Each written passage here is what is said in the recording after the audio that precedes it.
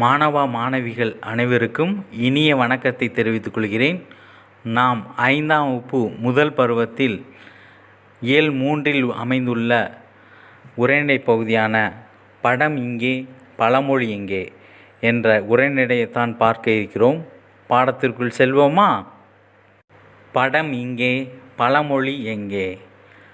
பழையனூர் என்ற ஒரு கிராமம் இருந்தது. அந்த கிராமத்தை ஒட்டி உள்ள பகுதியில் ஒரு மாந்தோப்பு அமைந்துள்ளது. அந்த மாந்தோப்பு என்று சொல்லும்போது மாமரங்கள் நிறைய இருக்கக்கூடிய பகுதிக்கு மாந்தோப்புகள் என்று சொல்லப்படும்.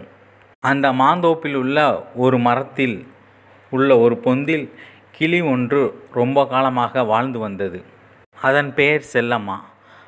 அந்த ஊரில் அதை அவ்வாறு தான் பெயர் சொல்லி அழைப்பார்கள். மாங்காய் காய்க்கும் பருவத்தில் தோப்பிற்கு வரும் சிறுவர்களிடம் ஒரு படத்தை மரப்பொந்திலிருந்து எடுத்து காட்டும். அந்த படம் உணர்த்தும் பழமொழியை சிறுவர்கள் கூறிவிட்டால் அவர்கள் அனைவருக்கும் ஒரு மாங்காய் பறித்து போடும்.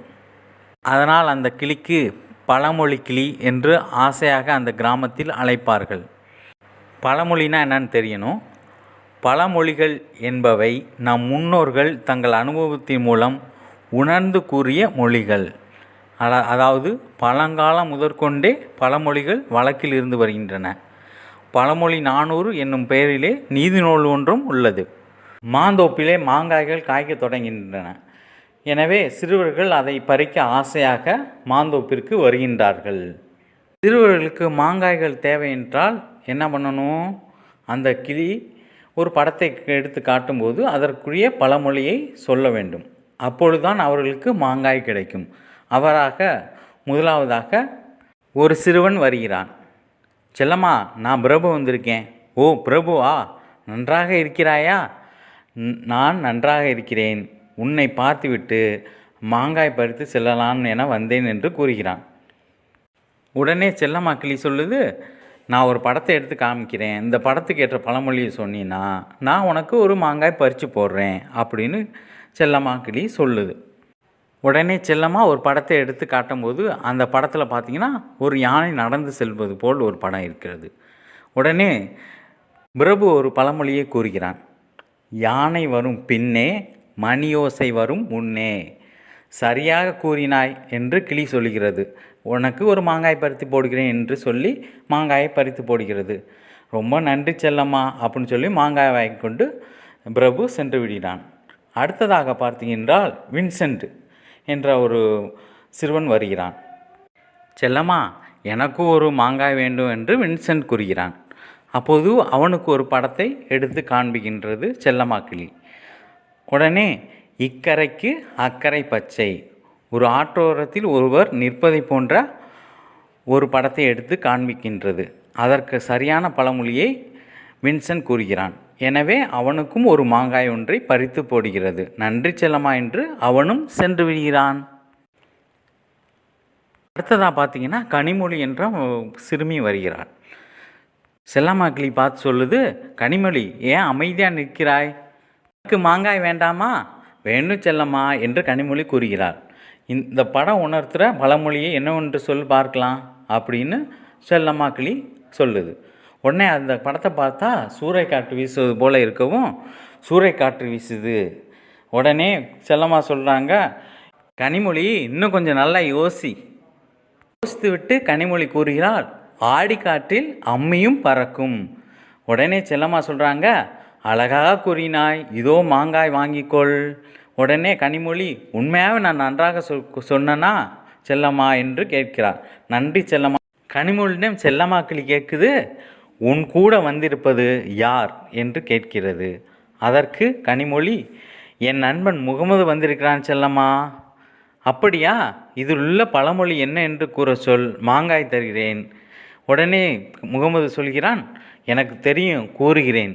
ஆளும் வேலும் பல்லுக்குருதி, நாளும் இரண்டும் சொல்லுக்குருதி என்று கூறுகிறான். உடனே செல்லம்மா கிளி, மிகவும் அருமை, நான் உனக்கு மாம்பழமே தேடி பறித்து தருகிறேன். நன்றி செல்லம்மா என்று கூறிவிட்டு செல்கிறான். உடனே அடுத்ததாக, செல்லம்மா, எனக்கு யார் தேனிசையா? இதில் என்ன பழமொழி இருக்கு சொல்லேன் என்று ஒரு படத்தை காண்பிக்கின்றார் செல்லம்மா.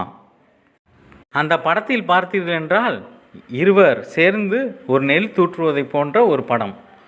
உடனே அதற்கு ஏற்ற பழமொழியை தேனிசையா கூறுகிறாள், காற்றுள்ள போதே தூற்றிக்கொள். உடனே செல்லம்மா கிளி சொல்லுது, கண்ணிமைக்கும் நேரத்திலே கூறிவிட்டாயே, இதோ மாங்காய் வாங்கிக்கொள். தேனிசை கூறுகிறாள், மாங்காய் சாப்பிட மிகவும் பிடிக்கும், எனக்கு மகிழ்ச்சியாக இருக்கிறது, நன்றி செல்லம்மா என்று சொல்லிவிட்டு சென்று விடுகிறாள் தேனிசை. அடுத்ததாக பார்த்தீர்கள் என்றால் பழமொழி கிளி, எனக்கு மாங்காய் இல்லையா, யார் என் செல்ல பெயரை சொல்லி கூப்பிடுவது, கதிரவனா, இந்த படத்தின் பழமொழியை கூறு, நான் உனக்கு மாங்காய் தருகிறேன் என்று செல்லம்மா கிளி சொல்லுது. அந்த படத்தில் பார்த்தீர்கள் என்றால் உழவு உழுவதை போன்ற ஒரு படம். உடனே கதிரவன் கூறுகிறான், அகல உழுவதை விட ஆழ உழுவதே மேல். உடனே செல்லம்மா, மிக்க மகிழ்ச்சி, இதோ உனக்கும் மாங்காயை பறித்து தருகிறேன் என்று கூறுகிறது. கதிரவன் மாங்காயை பறித்து சாப்பிட்டு கொண்டு நன்றி செல்லம்மா என்று சொல்லி வீட்டிற்கு செல்கிறான். உடனே சிறுவர்கள் அனைவரும், நன்றி செல்லம்மா, நாங்கள் இன்னும் நிறைய பழமொழிகளை தெரிந்து கொண்டு மீண்டும் நாளைக்கு வருகிறோம் என கூறிவிட்டு மிகவும் மகிழ்ச்சியாக வீட்டிற்கு செல்கின்றனர்.